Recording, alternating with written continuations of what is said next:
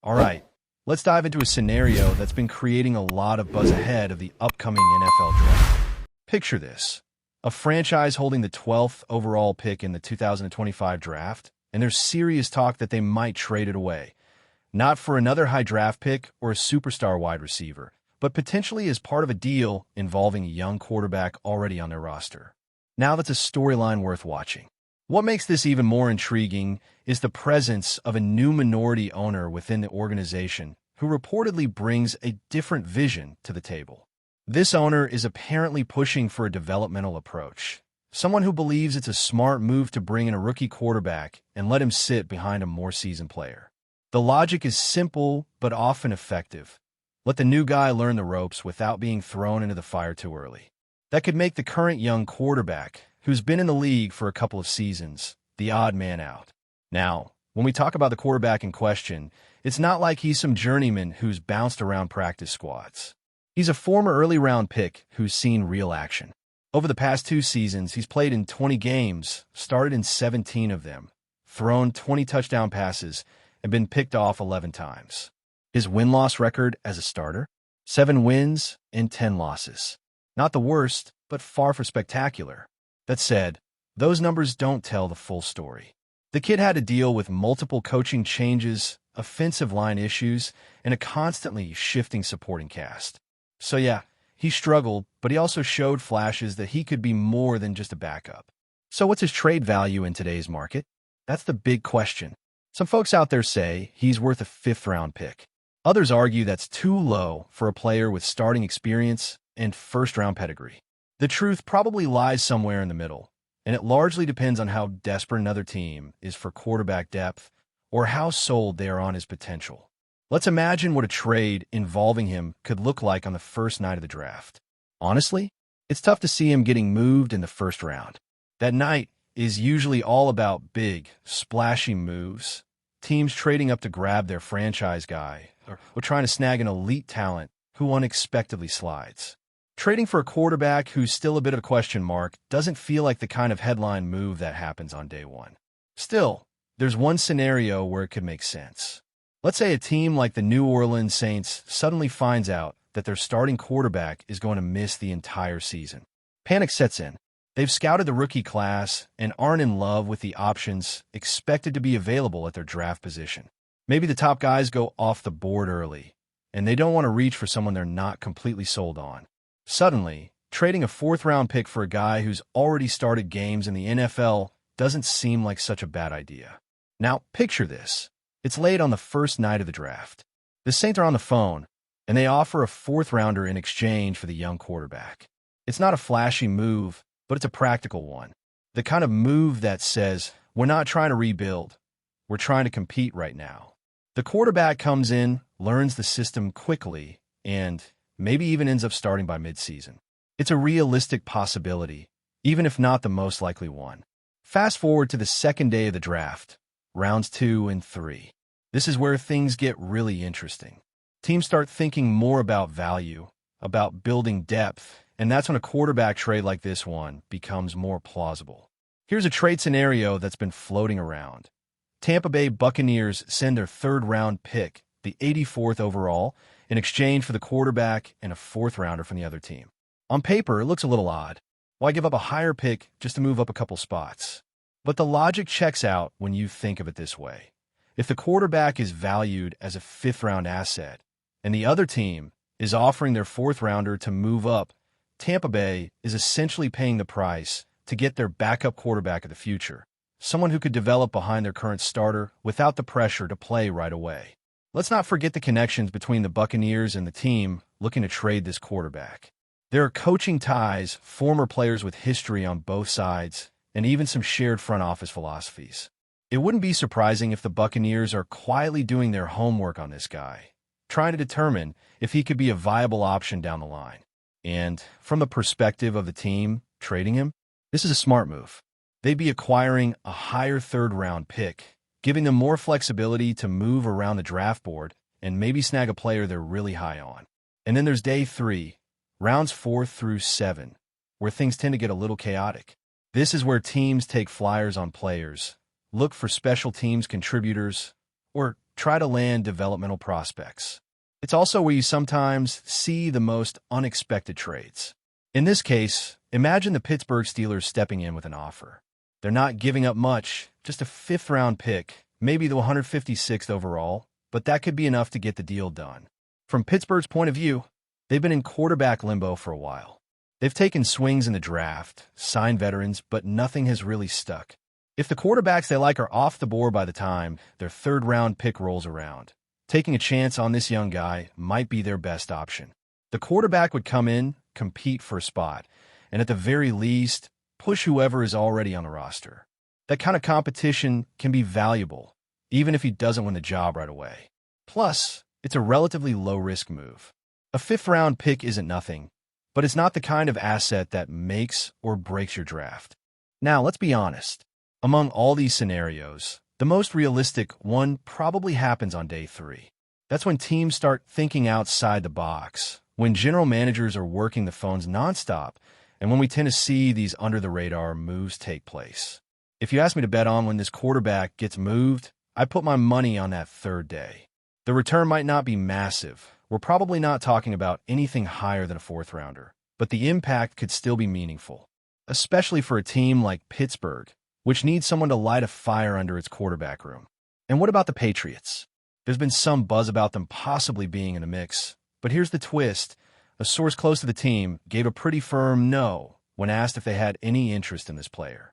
When pressed, they said maybe, just maybe, they'd consider it if the price was low enough, like a late-round pick.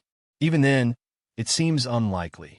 The Patriots already have a backup under contract, and there are questions about whether this quarterback is really an upgrade over who they currently have. Still, you never know. If the front office starts to think about next year, about creating competition, about pushing their current guys, maybe they revisit the idea, especially if the asking price drops.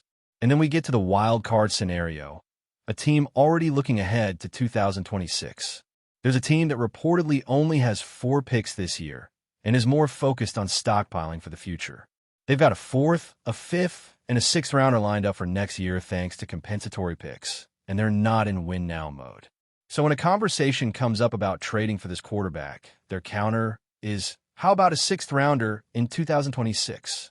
That's not a great return. In fact, it's borderline insulting for a player who started almost 20 games. But if you're the team looking to unload him and your phone hasn't exactly been ringing off the hook, you might start to think, well, a 6th rounder 2 years from now is better than nothing. We've still got a lot more trade ideas to explore, but before we jump into that, I want to know what you think so far. Out of all these teams, New Orleans, Tampa Bay, Pittsburgh, and New England, who made the best offer? Drop your thoughts in the comments. And just so you know, I'm not trying to convince anyone that a trade has to happen. I'm just looking at what's on the table, reading between the lines, and trying to figure out what kind of value this quarterback could realistically bring in. Because let's be honest, once the draft starts, rumors are going to fly, and anything can happen. Let's keep going because there's still a lot to unpack. We talked about the first 3 days of the draft and how each might present a different opportunity for this quarterback to be traded. But now let's zoom out a bit and look at the broader context. Why a team might even be considering moving on from a quarterback they invested in not too long ago. This is where team dynamics and front office politics come into play. It's no secret that when new ownership steps in, changes follow. There's a fresh perspective, new priorities, and often a desire to put their own stamp on the franchise. In this case, the new minority owner appears to be pushing for a more patient approach to building a successful team, one that focuses on developing talent rather than relying solely on what's already in-house. That makes sense, especially when you consider how volatile the quarterback position can be in the NFL. Draft a young guy, let him sit, develop him the right way, and maybe, just maybe, you've got your franchise guy 3 years down the line. Now, on the flip side, the front office has a different challenge. They need to show progress now. Coaches are on the hot seat. General managers are under pressure. And if they've got a young quarterback who hasn't quite lived up to expectations but has shown potential, it creates a bit of a dilemma. Do you keep him as a backup and try to milk whatever growth you can get? Or do you cash in now, get some value, and reset the position with a rookie that matches your long-term vision? This tension between short-term pressure and long-term planning is what makes this situation so fascinating. The quarterback in question isn't a bust. He's not some draft miss who never got off the bench. He started, he's played meaningful snaps, and he's held his own in some tough situations. But he hasn't cemented himself as the guy, and that opens the door for speculation, for trade rumors, and for strategic moves during the draft. Let's go back to the offers we've discussed.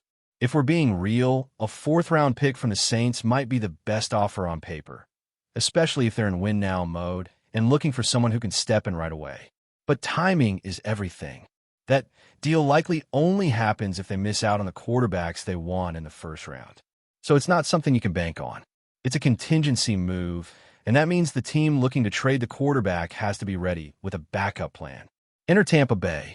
Their offer might not look as sexy, especially since it involves giving up a higher pick and getting a lower one in return along with the quarterback. But the strategic value is solid. They get a developmental backup with starting experience and still keep a mid-round pick to add another contributor. It's a classic draft day maneuver, small, under the radar, but potentially impactful. Then there's Pittsburgh. This one is more about fit than value. They need someone who can come in and push the room. The quarterback carousel there has been spinning for years now. If they can get someone with upside for a day 3 pick, that's a win. It doesn't solve all their problems, but it gives them another option. And sometimes that's all you need to spark competition and growth. And finally, New England. This situation is tricky. They've already made commitments at quarterback, and they don't seem overly interested in adding another one into the mix. But things change fast in the NFL. One injury, one disappointing camp, and suddenly the backup plan becomes the new plan. If the price drops, say a 6th-round pick or a package deal, they might bite. Especially if they think this quarterback still has some untapped potential. But here's where it gets really interesting. A source inside the league reportedly mentioned that only one team even expressed interest in trading for this quarterback when approached with feelers. Just one. And what they offered wasn't exactly a blockbuster. A 6th-round pick in the 2026 draft. That's 2 full years from now. For a guy who's already got NFL experience and a pedigree, that's a tough pill to swallow. But again, this is about leverage. If the market isn't there, you either take the deal or hold tight and hope something better comes along. And this one, it's just getting started. Before we continue, don't forget to subscribe to our channel and give this video a like. Your support helps us keep bringing you the latest updates on our Las Vegas Raiders. And don't be shy. Drop your thoughts on the news in the comments below. What if the Las Vegas Raiders were about to make a move that could reshape their entire backfield? A move that, on the surface, might seem like a gamble, but could pay off big if the cards fall just right. Rumors are swirling that Javonte Williams, now with the Dallas Cowboys, could soon be packing his bags for the desert. And for Raiders fans hungry for a spark in the run game, this potential acquisition is more than just another off-season headline. It's a glimmer of hope wrapped in power, resilience, and the promise of redemption. Javonte Williams has always been a puzzle of untapped potential and raw force. Drafted in the 2nd round back in 2021, he exploded onto the scene with the Denver Broncos, showcasing rare balance, bruising strength, and the kind of tackle-breaking ability that made defensive coordinators sweat. But everything changed after a devastating knee injury in 2022. Since then, it's been a slow climb back. In 2023, he struggled to recapture that early career magic, managing only 513 rushing yards and 4 touchdowns at 3.7 yards per carry. Yet even as doubts crept in about his ability to dominate on the ground, Williams quietly evolved, catching 52 passes for 346 yards and showing significant growth as a 3rd-down option and pass protector. Now in Dallas on a 1-year prove-it deal worth $3.5 million. Williams is living in a strange NFL limbo, valuable enough to earn another shot, but still fighting for a long-term future. The Cowboys brought him in with the hopes that he could contribute in a rotational role, but insiders suggest that the team is already eyeing other options in the draft and free agency. That opens the door for a trade, and few teams make bold moves like the Raiders. With Josh Jacobs now a member of the Green Bay Packers, Las Vegas is actively searching for a new identity in the backfield. Javonte, with his bruiser style and dual-threat potential, fits the mold of a classic Raider. Tough, underestimated, and ready to prove people wrong. From a schematic standpoint, the fit makes a lot of sense. Antonio Pierce has made it clear that he wants to build a team that dominates the line of scrimmage. Williams, when healthy, is a tone setter, capable of dragging defenders for extra yards and keeping the chains moving. More importantly, his improved receiving skills could allow the Raiders to stay versatile on offense without telegraphing run-pass tendencies. Pairing him with a younger, speedier back, or even leaning into a committee approach could maximize his value and preserve his health. And in an AFC West loaded with offensive firepower, controlling the clock might be the Raiders' best chance at staying competitive. Of course, this is all hypothetical for now, but the whispers are growing louder. And in a league where careers can turn on a single transaction, Javonte Williams to the Raiders is the kind of move that could flip the script on his NFL journey. It's a risk, no doubt, but for a team eager to reclaim its edge and a player desperate to silence the doubters, it just might be the perfect storm. That's it for this update. If you enjoyed the video and want to stay updated with exclusive news about our Las Vegas Raiders, be sure to subscribe to our channel and hit that like button. We can't wait to hear your thoughts in the comments. See you in the next video.